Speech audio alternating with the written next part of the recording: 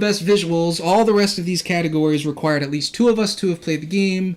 The game has got to be brand new. It's not a port or a remaster. It could be a remake. Remakes were eligible because those are new. We consider those new. If it's a remake, not a remaster, a remake, it counts. Like from the ground up. And it has to have come out in the United States. So games that came out in Japan this year, such as Dragon Quest XI, doesn't matter. We didn't play it, but would not have been eligible. So, touche. All right, so let's start with best visuals. Now, best visuals, not just the fidelity. It also included the art design, the character models, the animations, whether or not there were technical inefficiencies or efficiencies, maybe 60 frames per second made it really, really good. Blah, blah, blah, blah, blah. So these were the 5 nominees for Best Visuals this year. Cuphead, Horizon Zero Dawn, Persona 5, Super Mario Odyssey, and The Legend of Zelda Breath of the Wild. That's a killer list right there. Oh. Killer list. All right, let's start with Cuphead. I don't think you played Cuphead. No. I think you and Onix got it on PC. Did Matt get it on PC? I don't know if Matt got it. I know Onix did get it, though. And you guys would, talk all the time on the little messenger thread. It's a frustratingly good. It's hard. It is a hard game, but from a visual perspective, I've never seen anything like that in a game. And I think I remember when Cuphead was first announced, that turned heads. It was like, you just took a cartoon from whatever time period it's from, the 40s or 50s or whatever. And it's like, and made it look perfect in a game format. It was like, how does that even work? How is that even possible? Yeah. Well, it's possible. Clearly. They did it. It took them a long time to release this game from the time it was announced, but it's brilliant. It looks brilliant. And they do things like adding grainy filters and stuff like that to it, so it looks very authentic. And you're playing a video game, but at the same time you don't. It's flawlessly executed. So they did a really good job. Really good job on Cuphead. Another big one at the time of its reveal at E3 was Horizon Zero Dawn. Yeah. The visual style took a lot of people by surprise. It is gorgeous. I mean, there were rumors about robot dinosaurs, but actually seeing the robot dinosaurs on screen and Aloy going down into the plants and doing the tether on that big T-Rex, Stegosaurus, whatever it was, looking dude, and just watching the animations and all of the J.J. Abrams the lens flares. It was like, whoa, now that's a game. Yeah. Oh, man. I remember seeing that and, what was it? She was fighting the T-Rex and she was, shooting bows, arrows at it. And, seeing the explosion and the pieces falling off and, the detail of the sparks flying off and everything. Kudos, man. That, you see that and you're just like, wow. This is the power of the PS4 at its finest. And, I don't know if you saw post-end, but the way that they achieved a lot of that was the scope of where the camera was at that the player controlled. That was the only bit that was actually being rendered. Wow. So anything that wasn't in the view of the player was not being rendered at all. It was just to condense all that power into the actual game. It's craziness. I love it. I think I'm nerding out, guys. I mean, even little things I feel like if Horizon Zero Dawn was eligible for the Oscars, it would be nominated for Best Costumes, too. Oh, yes. They're just things like their earrings and, wrist bracelets and just stuff Face on their paint. clothes. That was very original. I mean, it wasn't stereotypical. I mean, you got the vibe they were going for, but just the design of it all was just really good. And for them to somehow push this sci-fi visual together with this sort of prehistoric tribal, out in the woodsy thing, and make it work. 2 different aesthetics together. It was wow. How some characters had pieces of robots that they took off. Yeah.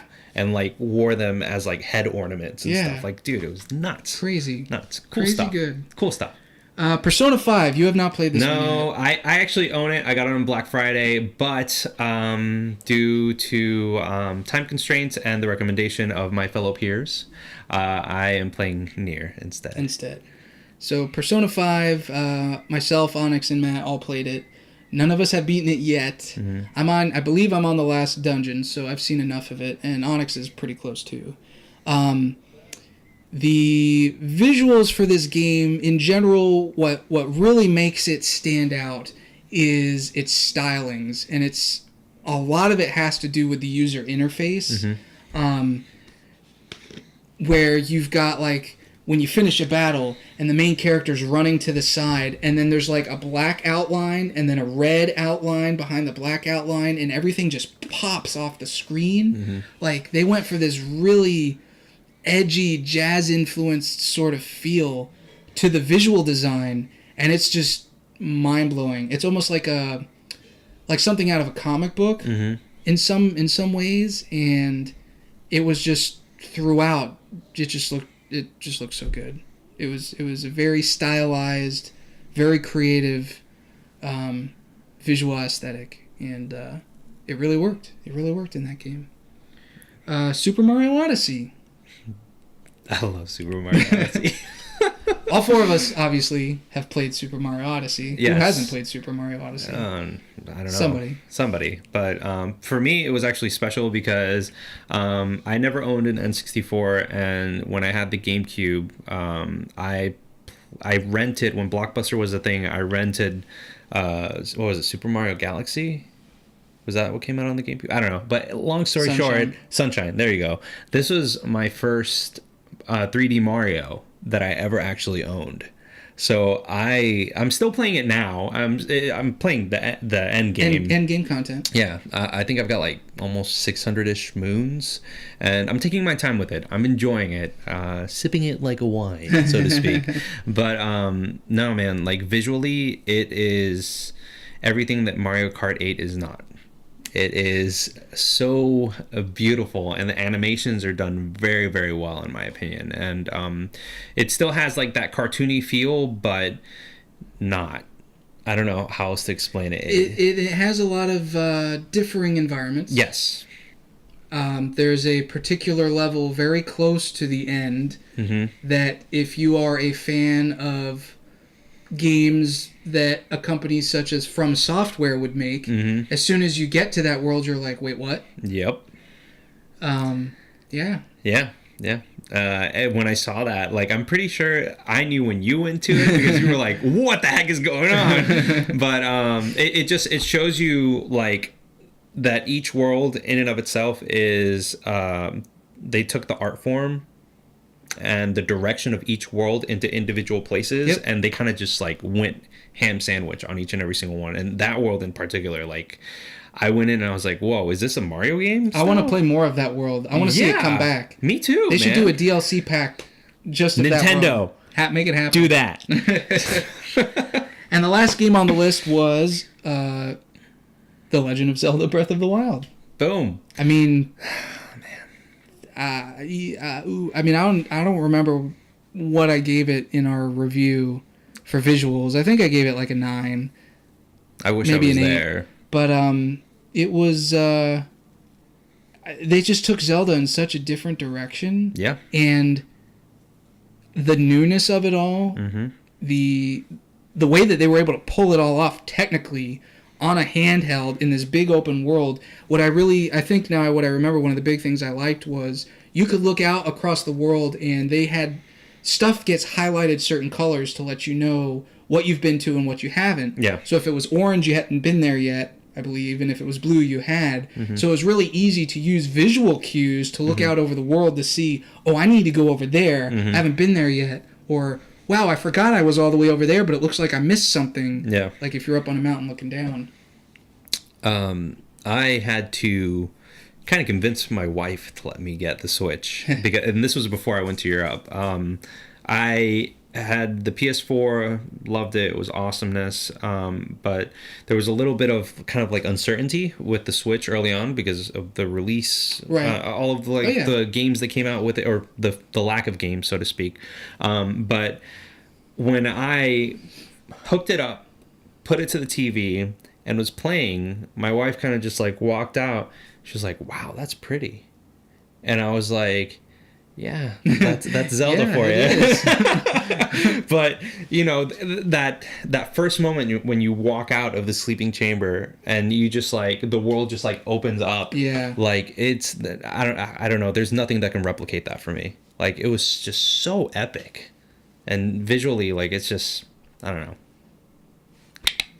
Very good. Mm-hmm.